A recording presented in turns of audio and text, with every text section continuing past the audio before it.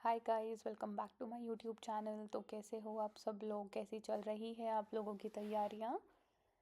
सो ये सैटरडे का व्लॉग है। उस दिन हमारे घर में सुंदरकांड का पाठ था, तो उस दिन मैंने अपनी पढ़ाई को काफ़ी लाइट रखा था, क्योंकि आप लोग समझते होगे ना कि घर में ऐसे कुछ भी होता है तो काफ़ी तैयारियां एंड काम होता है, तो अब बहुत ज़्यादा बिजी भी होते हो। But I did not wanted to miss on to my studies, तो इसीलिए मैंने कोशिश करी थी कि मैं दोनों चीज़ों को कुछ बैलेंस कर पाऊँ।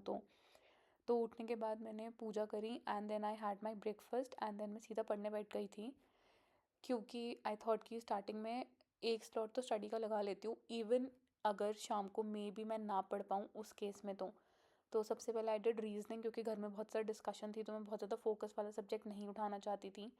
तो आई डिड रीजनिंग। रीजनिंग में मैंने ऑलमोस्ट 3 लेक्चर्स देखे थे, if I am not wrong. तो देखो 1 2 3 reasoning, 4 5 6 7 as 8 you 9 all 10 no 11 कि 12 12 हैं। मैं तो इसी क्वेश्चन प्रकार के थोड़ा पैटर्न सा ये होंगे। जल्दी तो या पिक तो 2 2 कर के 6 पाती टेबल बनाओ हूँ, या 4 टेबल बनाओ। इसीलिए अगर 2 मैं या 6 हैं तो या तो 2 ट्वेंटी2 टेबल मिनट्स बनाओ में या आई 4 थिंक टेबल एक बनाओ। लेक्चर कैसे भी बनाओ। कंप्लीट कर 1 2 देती 3 हूँ 4 अपना, like 1 2 3 4 fifty fifty 1 2 five 3 4 minutes last में का क्या जो होगी लेक्चर ए और होता है बी मैं ए उसको और बी। 20 मिनट में पहला निपटा अक्षर ए है देती ए है। हूँ। तो यहाँ पे फिर पैटर्न क्लियर हो गया कि A B A B A B pattern बन गया। आई थिंक इजीली बन रहा होगा। ए और बी स्टार्टिंग में होगा तो इन दोनों को हटा दोगे। उसके बाद बी और ए होगा तो इसको भी हटा दोगे। आंसर आएगा option B. Second one is the right answer. B वाले सारे ठीक है। क्लियर है ये? कोई दिक्कत तो नहीं है इसमें?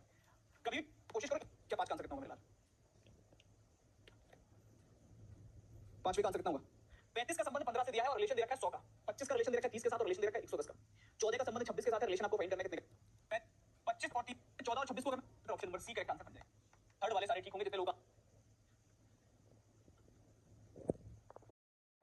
Then I moved on to my next subject and that was English, क्योंकि इंग्लिश और रीजनिंग काफ़ी लाइट सब्जेक्ट है, और अगर घर में शोर वगैरह भी हो रहा है और डिस्टर्बेंस है भी, तो भी ये दो सब्जेक्ट ऐसे हैं कि आप है ना कर सकते हो।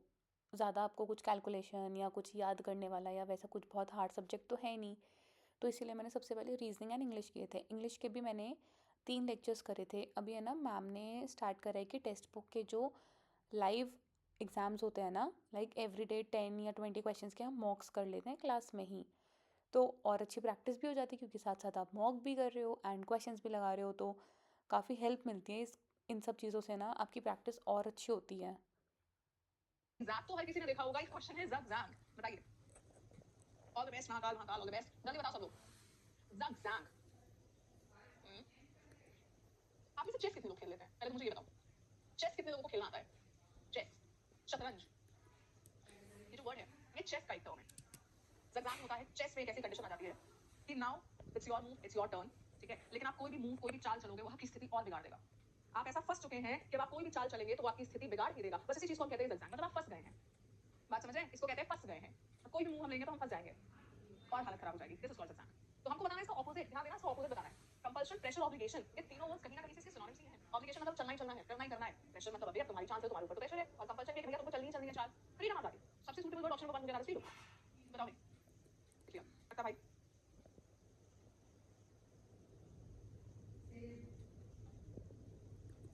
भाई भी नहीं है। इनके लिए क्या वर्ड इस्तेमाल होता है? पेरीग्रेनेड। कुछ लोगों का कहना है peregrinate. Ultracrepidarian. The word is ultracrepidarian. अगर मैं आपको बताने लग जाऊं, यार पढ़े तो मैंने सारी सब्जेक्ट्स यार, मैं किस क्वालिटी के कुछ एंड अल्ट्रा क्रेपिडारियन। तो उस चीज में राय देना, एडवाइस देना जो आपके स्कोप के बाहर है, इसको हम कहते हैं ultracrepidarian. Option number 1 is the answer. पढ़ी तो हमने सबसे दिए, पढ़ा वो सब दिया, लेकिन not that expert in history और पॉलिटी वगैरह वगैरह। ठीक है कोई दिक्कत? स्पेलिंग भी ले लो भैया, स्पेलिंग भी देख लो। कुछ लोग कहते हैं पेरीग्रेनेड। पेरीग्रेनेड का मतलब है ट्रैवल, ट्रैवल करना, यात्रा करना। मैंने आपको ये वर्ड फजल आज सुबह कराया है, सुबह या कल शाम को कराया है। कौन कौन आता है सुबह वाली वोकैबुलरी क्लास में? कितना बढ़िया वर्ड है। शायद कल कल या तो आया था, है ना? कल या तो आया था ये वर्ड, या तो आज सुबह। क्या इसका मतलब होता है? काम करने का नाटक करना, काम करने का दिखावा करना, प्रेटेंड टू वर्क। किस्सा सुनाया था आपको कि हम लोग घर में नाच रहे थे, पेरेंट्स आ गए, याद है? To pretend to work. इसको किसको याद है ये वाला वर्ड? एंड जब तक मैंने इंग्लिश के अपने 3 लेक्चर्स कंप्लीट करे, टाइम हो चुका था फटाफट से उठ के बाकी सब तैयारियाँ, प्रसाद और ये सब चीज़ें करने की। तो मैं फटाफट से काम में लग गई थी, वरना मुझे बहुत तेज़ डांट पड़ जाती। तो मैंने फटाफट से सारा काम वाम करवाया।